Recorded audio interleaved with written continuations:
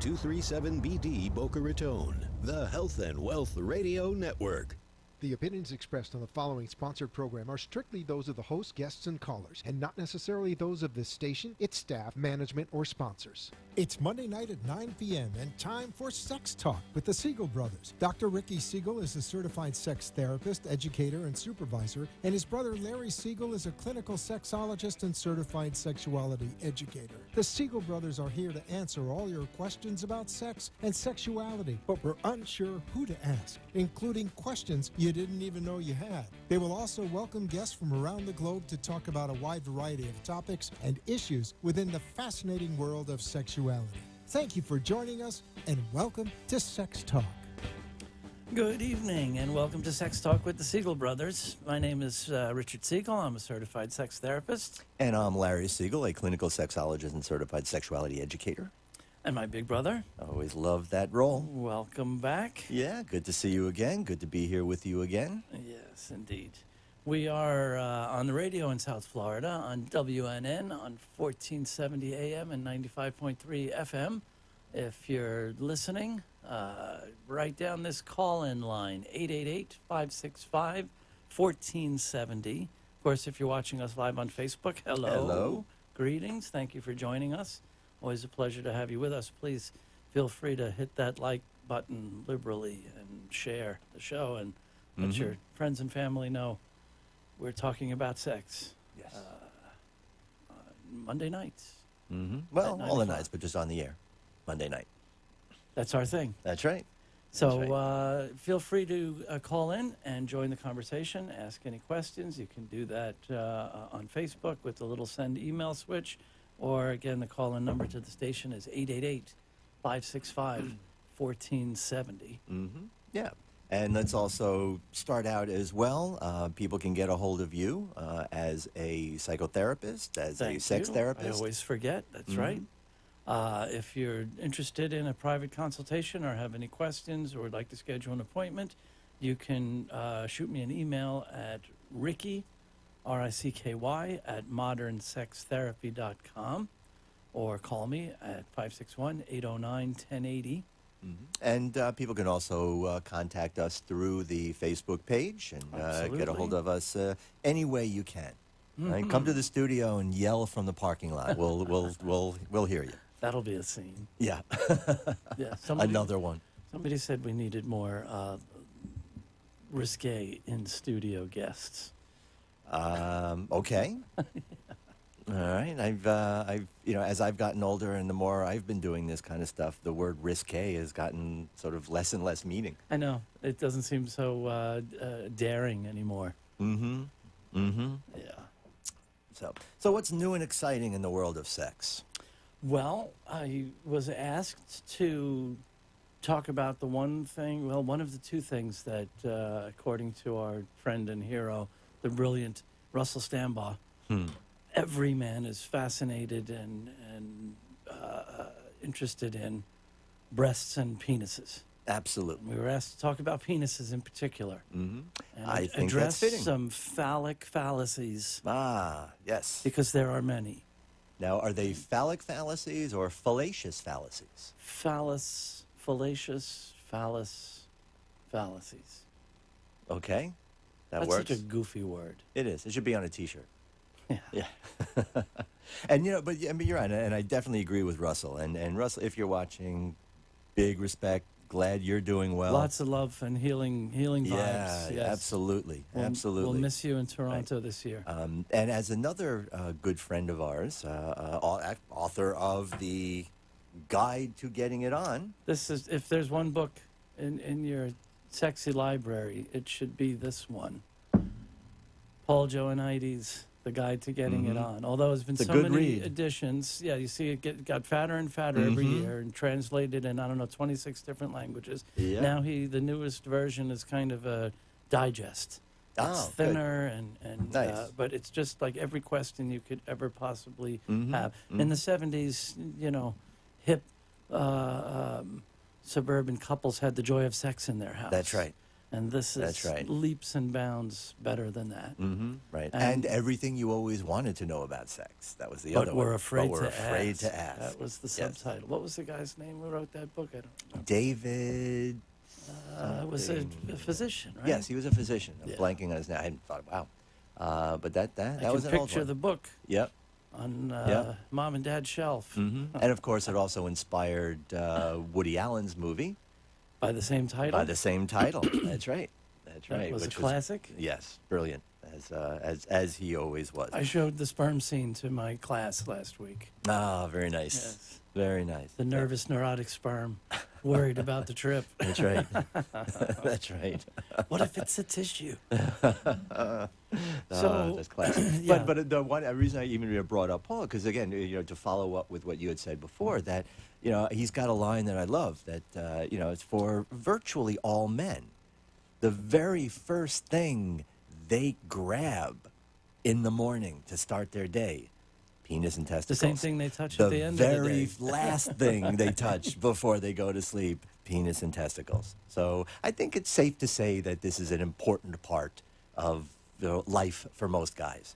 Well, I would ask guys to consider when was the last time they thought about their gallbladder or any other organ that, unless it's broken, you don't ever think about. But that certain organ certainly does preoccupy a great deal of most guys' time. Oh, absolutely, and obsessively so. Right. And it's true. There is no other part of the body that, again, we're just talking about men, so we'll just say men, that no other part of the body that men use to define their identity with. Right? Do I define myself by my nose? Right? Or, hey, I've got kind of, misshapen ears. Does that sort of paint a picture of how I see myself as a person? But how many guys' egos and identities are tied up in their penis?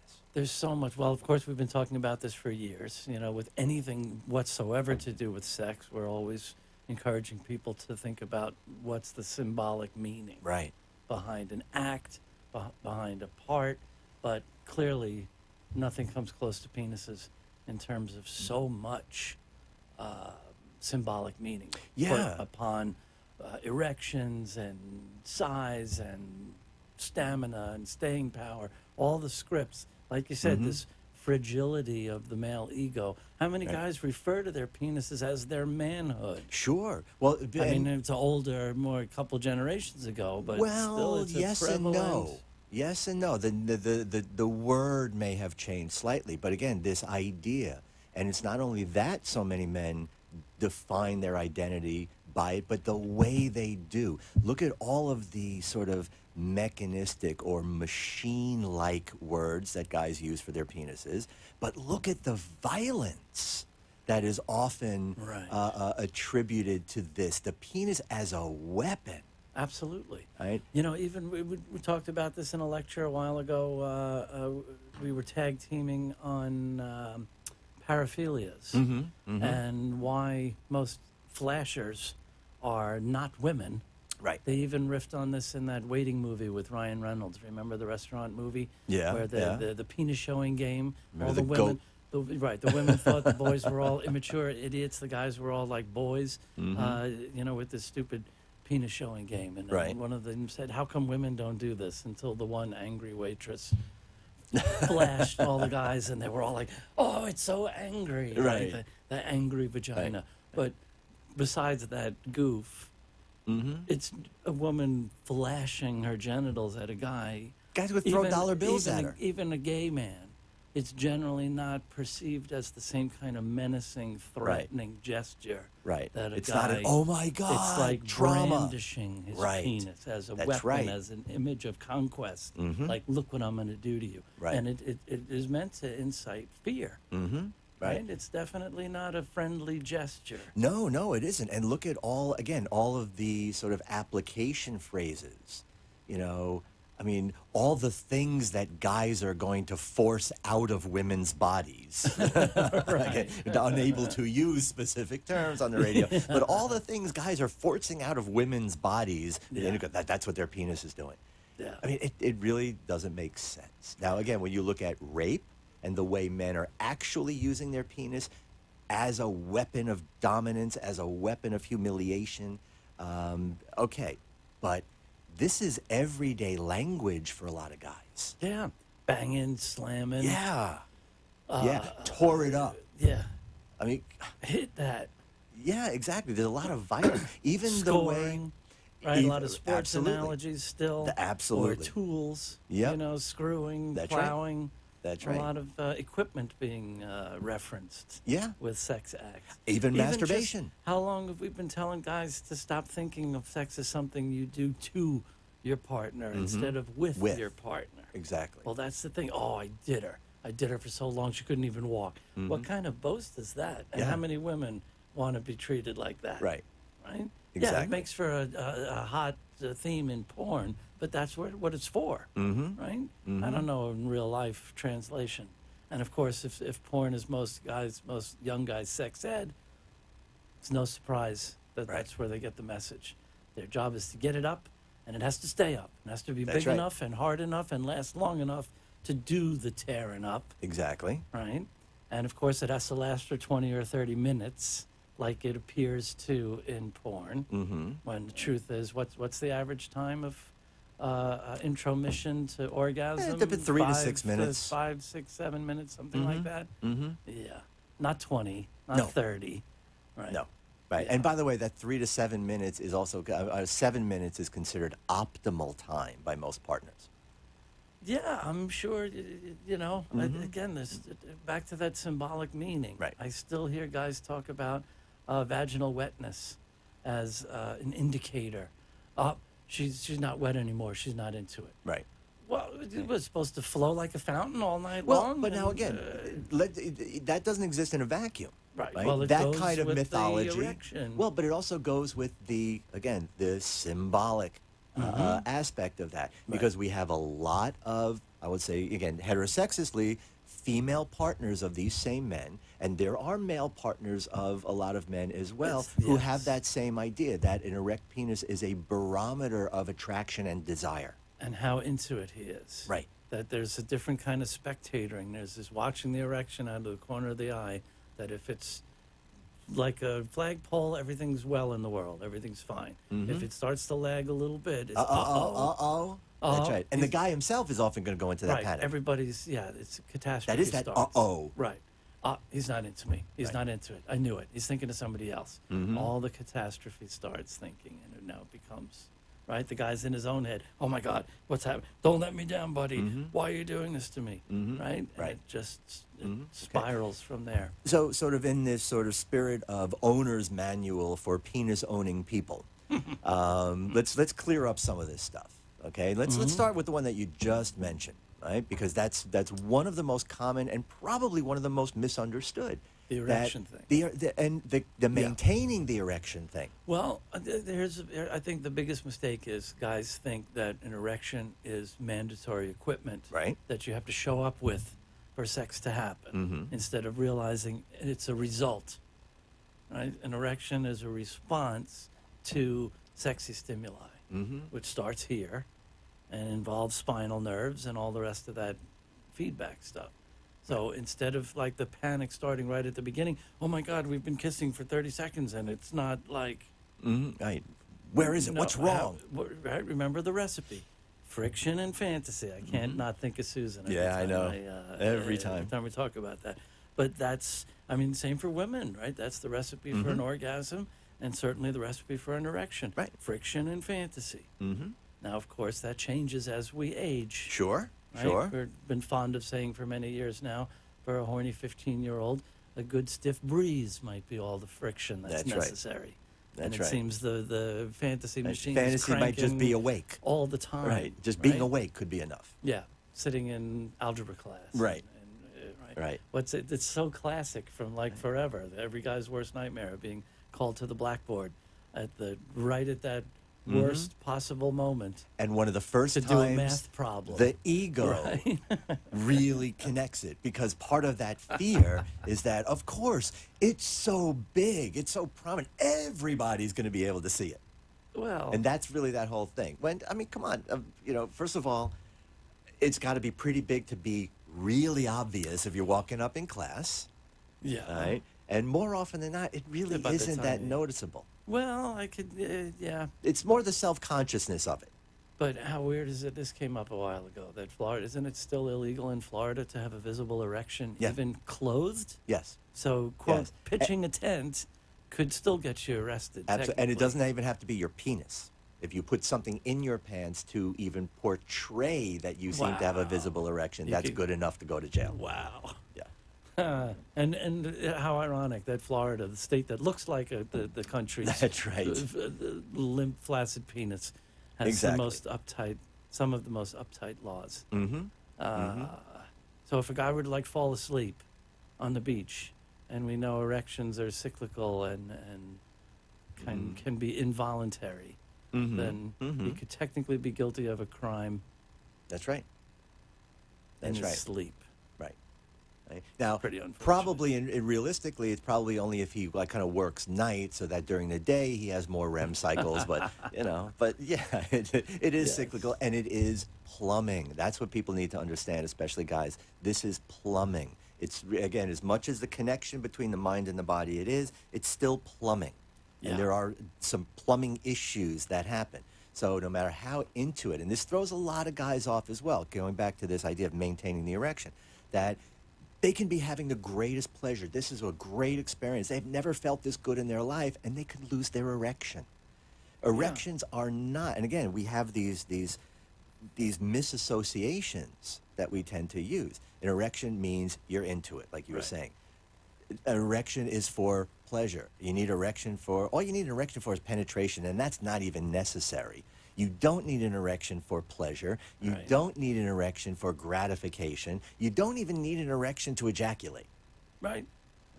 So, I mean, all of these things that guys put so much stock into are really fallacies. Clark, good to see you. Hey, Clark, how you doing? Listen, and hope you're on the mend. And yeah, that's another one of those noun verbs. Sure. That's right. It's on that long list. Of course, we know from a young age that there are not actually any bones in the penis. That's right. And there's certainly nothing hard about an erect penis. Well, it's harder than a flaccid one. Well, sure, but it's still soft and fragile tissue. It can be broken. Yeah.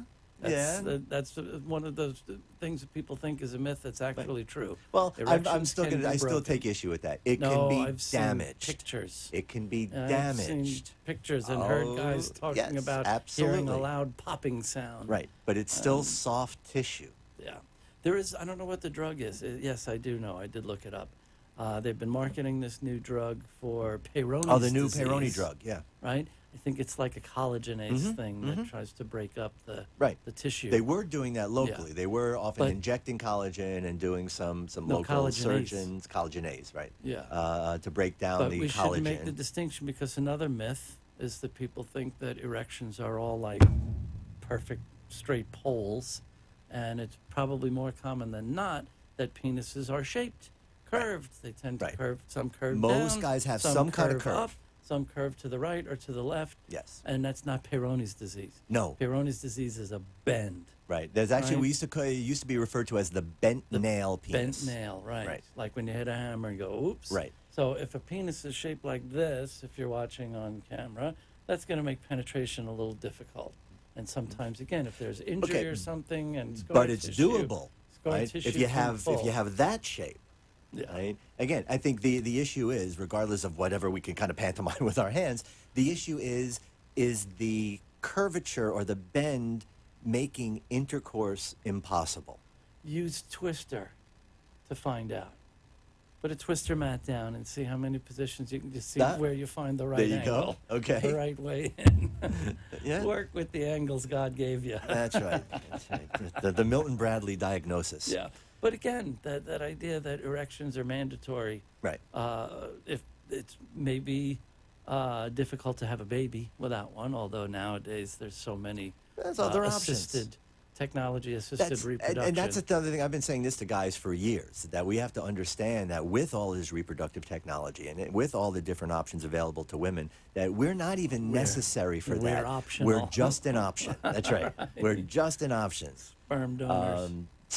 So again, there's no owner's manual for the penis. We grow up, and I think we learn some of these really ridiculous things from a very, very early age. But again, as the ego is coming up, and there's a lot of these external messages that we get, why are guys so caught up in the size of their penis? And does size really even matter to most women? Of course it does. Let's not be ridiculous. All these wonderful lines to make little guys feel better. but again, but that's not untrue. I mean, size does matter to most women, but in which way? Well, yeah, you're not going to see too many guys complain. I did hear one recently, but I think it was the first time ever I heard a guy complain, "Oh man, my penis is just too big.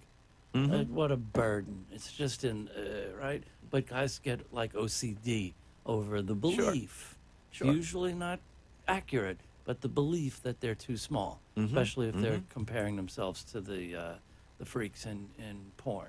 Well, that's the thing. That's the thing. And yeah, this idea of guy being too big, there's a lot of kind of reality to that too. Well, women complain a lot. That's right. That's what I want to say. I remember hearing years ago. There's only so much room in there. Right. There was a porn star, a male porn star named Remington Steele, who was famous for having, I think it was like a 16-inch penis, and huge, and, thick. Right. And I remember hearing him say one time that if it wasn't for porn that he does for a living, he really doesn't have much sex because most women see that and run away. Yeah. Most women do not want that in their body. Right. So this obsession that most guys have, it's really off the mark in many, many different ways. Right? Now, most women, when they do say that size does matter, it's usually more about girth, not about fullness, length. That feeling of fullness right, the that thickness. Many women enjoy or feel like they require. Right. What is the average? To have a good orgasm. What is the average size penis? Erect or flaccid? Erect. Right. What does Paul have to say? Like 5 to 7 inches? Well, I mean, again, we know that basically we're looking at about 5 inches, right? 4 to 5 inches, average, right? Yeah. What is the average depth of a vaginal canal, of a vagina? 4, 5, 6 inches? Yeah, it really works out pretty well. So guys that really want, 12 inches, most of that is a waste. Most of it's outside. That's right. Right? That's right. And most of it becomes annoying, not pleasurable for their partner. I haven't seen too many penises that are bigger than a baby. Right. And the vagina's job is to stretch and accommodate, and while it can serve as the birth canal and give birth to a 7-8 pound baby. Right. Right. So, guys, please keep that in mind as well. Right. A baby is coming out of there, so whatever you got, she can probably handle. There's a really funny expression in Spanish, el brazo de niño con una manzana, right? A baby's arm holding an apple. That's okay. Right. I guess the guy would be pretty proud of himself. Okay. But again, the tie-in to the ego, the sense of self, the defining their masculinity that way. I mean, it really is kind of ridiculous. And all that comparing, like, in school, although I don't think the guys even shower in school anymore. But when that used to be a regular part of, going to gym class and showering before going back to your classes, and guys would compare and not realize that, well, first of all, they're comparing flaccid penises, right, which usually have no bearing on no bearing. There are growers penises. And showers. Right. And I'm sure any guy running around the locker room with an erection probably wouldn't be tolerated very long. Probably not. Right? So, yeah. You got growers who are feeling bad about themselves, comparing themselves to showers, right? Who there are guys who have bigger penises flaccid that get a little bit bigger erect, and guys who have small penises flaccid that can get big. even bigger erect.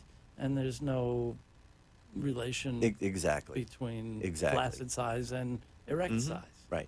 So, guys need to understand that the average size penis is 5 or 6 inches. And that's really about where they're supposed to be. I think, according to Stormy Daniels, some of them look like tiny little stubby mushrooms. They're orange. But, unless we're talking about, like, diagnosable micropenis. Right, exactly. A hormonal Which, I mean, thing, imagine, like, the tip of your finger. like a half an inch. Right. Where intercourse is impossible. And, again, if it's a heterosexual couple that's trying to have a baby, they got plenty of help. Exactly. these days. Intercourse is not the deal breaker that they'll never have a child. Exactly. If they can't have intercourse. But if a guy has a 4, 5, 6-inch penis, he's normal. He's normal. Right. He's normal. That's the way it's supposed to be. Another thing that guys, again, especially looking at porn, right, a problem with that standard, guys often also compare themselves to actors in porn in terms of the volume that they ejaculate. Ejaculatory volume, that's another one of those symbolic meanings. Right. I think there's something wrong with them if there's less this time than last time, or it used to be more. Right, exactly. Well, that's another thing that changes with age. It changes with age. It changes with circumstances. And if I time, ejaculated yesterday, then my ejaculation today is not going to be as much. If I don't ejaculate for a week, then it's going to be a lot more. Now, in probably none of those circumstances am I going to have these rope ejaculations like you see in porn. Right. These guys are selected for these attributes. Another myth related to that subject is that nothing bad will happen to a guy who doesn't ejaculate.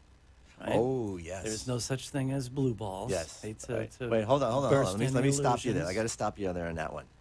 Please repeat that. There's no such thing as a tension from unrelieved sexual tension that causes harm. There's no such thing as fluids backing up and bursting organs. Exactly. Right? Nobody wants to stay in tension. Tension seeks to be released, whether it's a tension to poop or any other bodily function.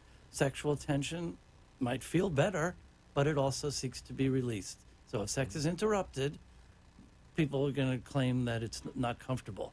But this pain syndrome is just it's ridiculous. Crap. It really And is. this What goes fear- up does come down. Yes, and this fear of once fluids get mobilizing and moving, they're going to start backing up and burst testicles is nonsense. It's just a way of getting over on women. It was a play. That's really where it came from. Yeah. To say, You look, did this to look, me, babe, because right? you're so beautiful. No, it's out of my hands. Now you have to have sex with me. It's got to be in because- your hands. That's right. You're responsible because you're so fine. Absolutely. Yeah. Right. So the reality is. But that was all I wanted to say. Okay. Yeah. I mean, say the reality is, because again, we got to sort of start bringing this to a close. Oh, it's that time again. The penis is not a machine.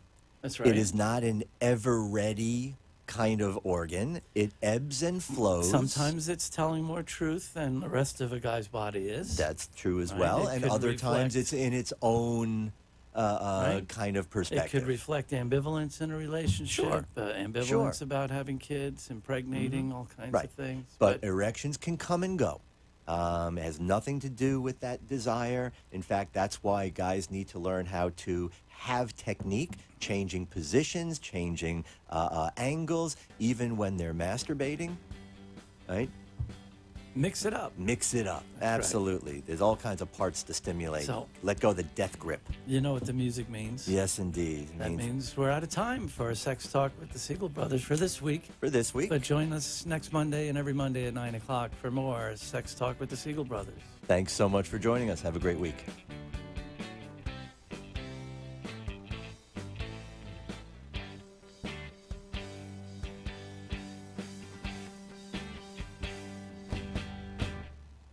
You've been listening to Sex Talk with the Siegel Brothers. Join us every Monday night at 9 p.m. on WNN, 1470 AM and 95.3 FM.